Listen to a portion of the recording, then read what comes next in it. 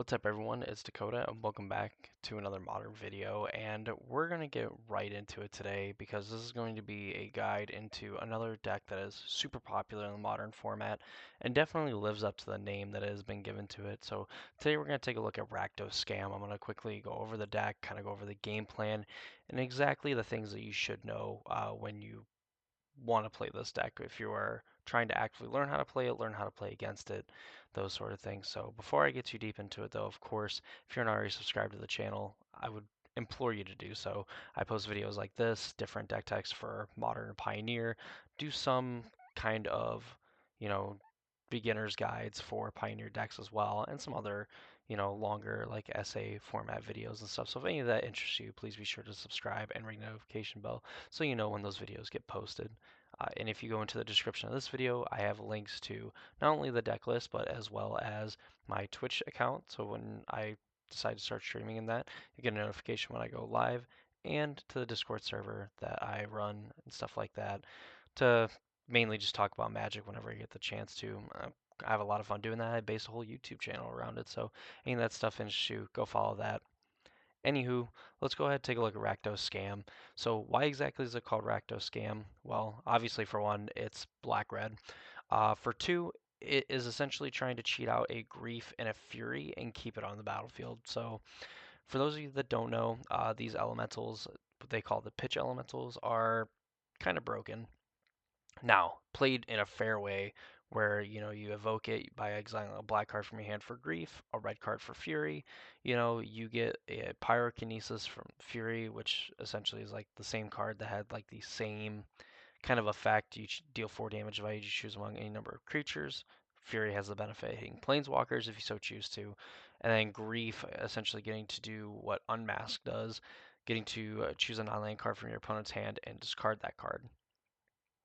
In conjunction, though, with cards like Malakir Rebirth, Feigned Death, and Undying Malice, for essentially on the first turn of the game, especially on the play, if you have like a Grief, you just get to Thoughtseize your opponent.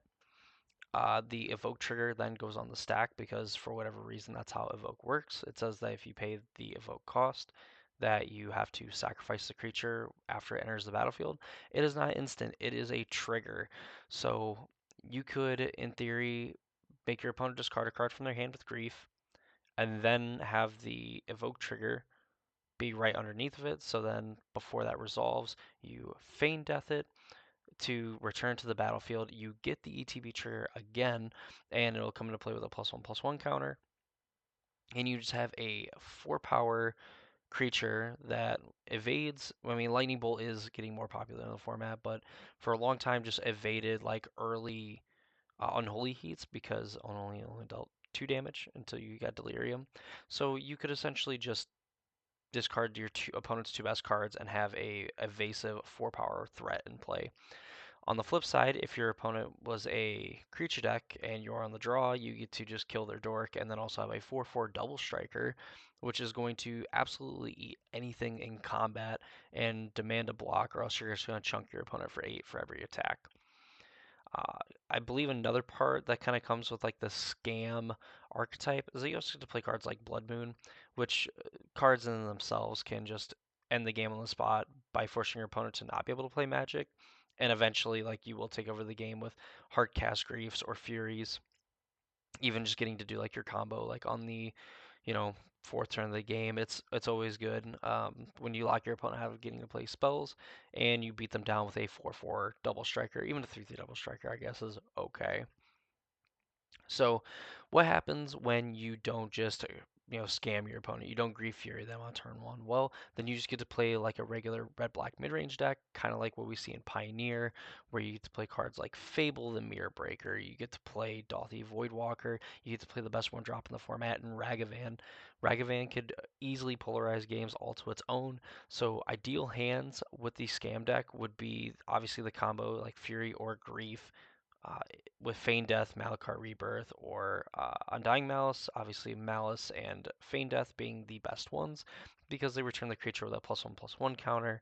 Malakar Rebirth ends up making you lose life, but it's almost necessary to the deck because it is another land drop alongside Aghanim's Awakening.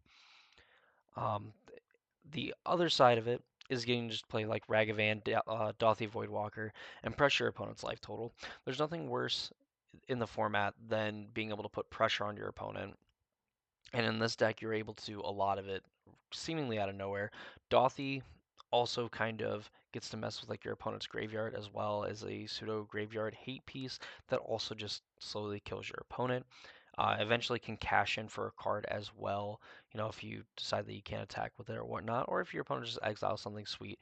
Like, you know, you can get like your opponent's like elemental, you know, grief, fury, endurance, what have you, especially if they don't get to deal with said Voidwalker. And then obviously you get to cast it, get its ETB trigger, and have it stick around.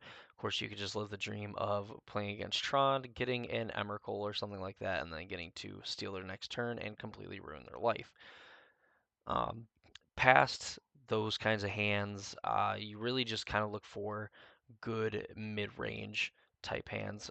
With Seasoned Pyromancer being able to kind of filter some of your draws and create 1/1s or just get rid of excess lands, so then you are hopefully end up drawing into spells and just keep being able to grind your opponent into fine paste. You have Terminates, you have Kolaghan's commands to be able to like buy back some of your creatures, obviously shatter an important artifact, mess with your opponent's draw step because you could just do this in their draw step when they have no cards, drawing up to one, make them get rid of that card, force them to play if it's a sorcerer or an instant or whatnot. Also getting to burn your opponent for 2 is like not insignificant, being a little bit of removal to kill some of the more smaller, maybe annoying creatures. The mana base being super simple is also really nice. You have Bloodstained Mire, you play the 4 full Blood Crypt, you play the Blackleaf Cliffs because they come into play untapped. Um, Obviously prioritizing Blood Crypt over the Blackleaf Cliffs because you are playing 8 fetch lands, you're playing Bloodstained Mire, 3 Marsh Flats, and a Polluted Delta. They can obviously fetch up this Blood Crypt, your life not really mattering in the early turns because again you're hoping to get a fast Grief/Fury or just play like a Ragavan and kind of control what your opponent is able to do from there.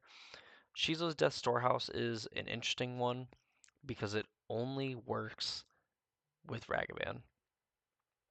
Shizo's Death Storehouse says that you can pay a black and tap it, and target legendary creature gains fear until end of turn, which means it can't be blocked by artifact creatures and or black creatures.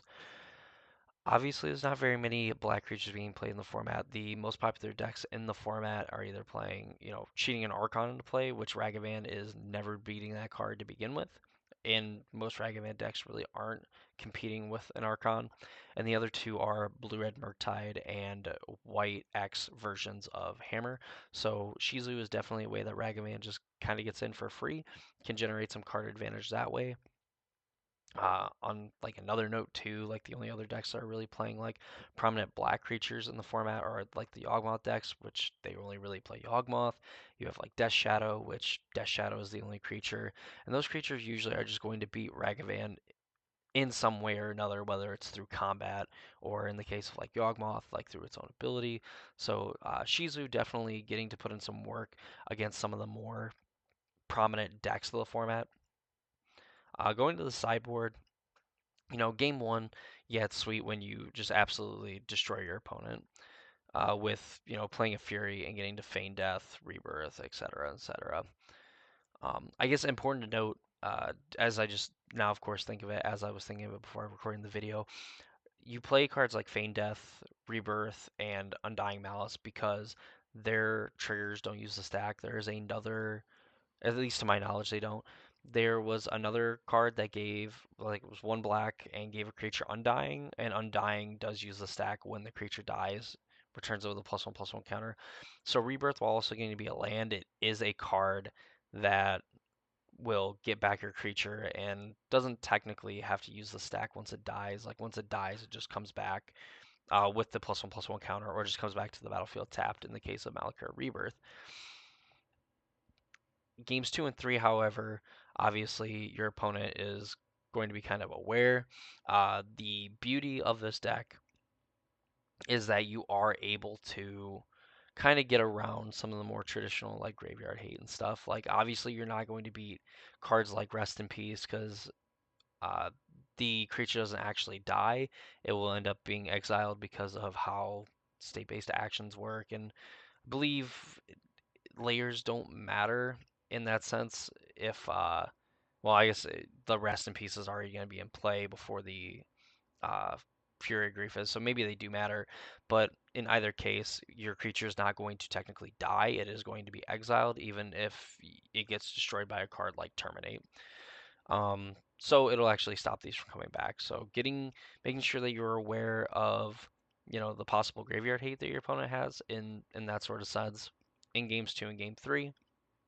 Obviously, turns where you scam them on turn 1 is going to be pretty difficult, but you can get them in other ways by just playing like a black-red mid-range deck.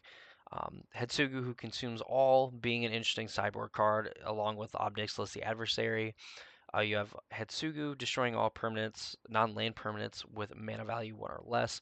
Pretty good against those pesky like artifact decks. Hint, hint. You have like the hammer decks that this kind of hoses.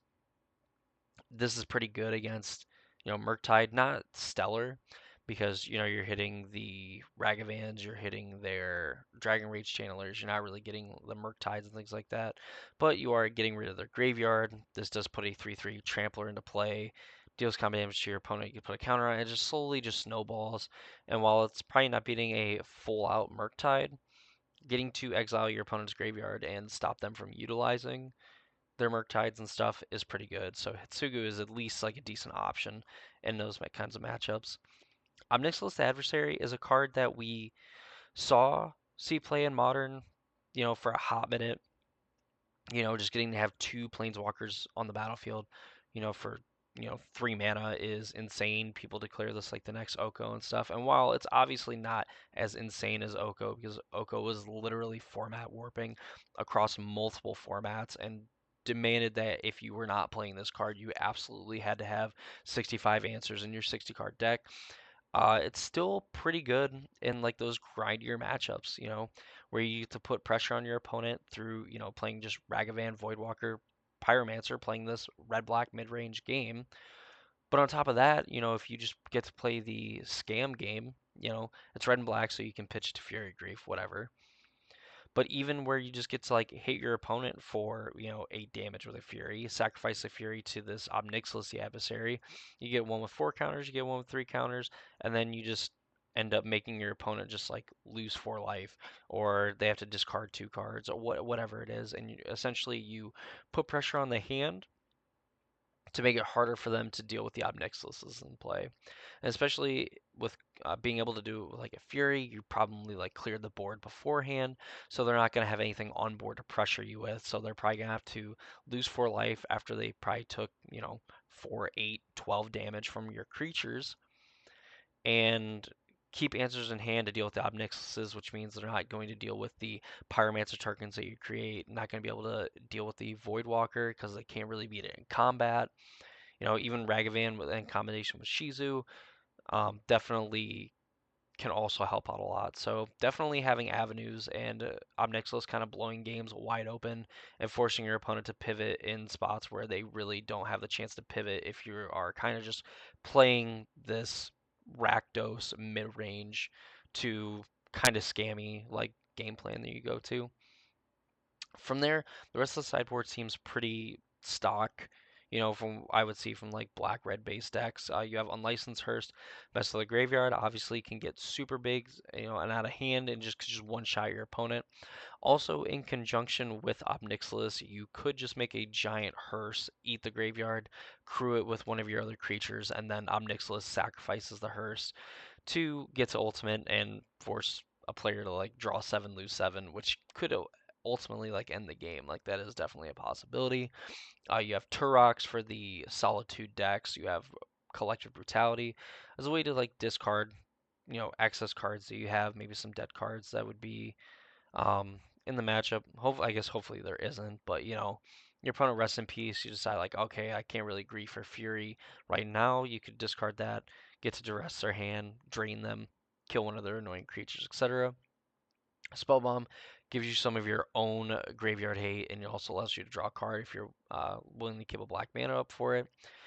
Fatal Pushes, Engineer Explosives. You can probably see these more in the Rhinos matchup where you just want to get rid of like their annoying permanents. You could see this in some of the more fair versions of like the Jeskai breach decks where you just want to deal with like their creatures being more fatal push, and then like engineer explosives probably getting to tag at least a few of like their 1 drops, maybe even their 2 drops. Obviously, knowing that you only play like 4 Ragavan, 4 Dauthi Voidwalker is a card to really worry about at 1 and 2 mana.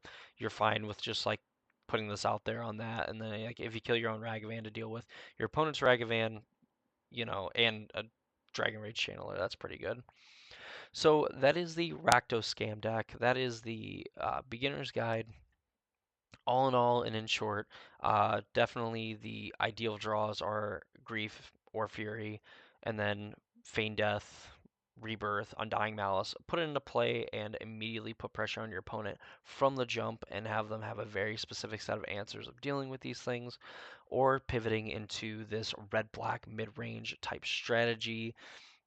Again, depending on your matchups, it's all about kind of studying where the format is, where maybe your local meta is, what you expect, and then tuning your game plan to that. And that's kind of what makes this Rakdos scam deck very powerful. We obviously have had decks that do this, powerful graveyard type thing where, you can play like a bunch of Vengevines on the early turns of the game. We've had like Red Black Hollow One be a deck that has, was a great deck for the longest time.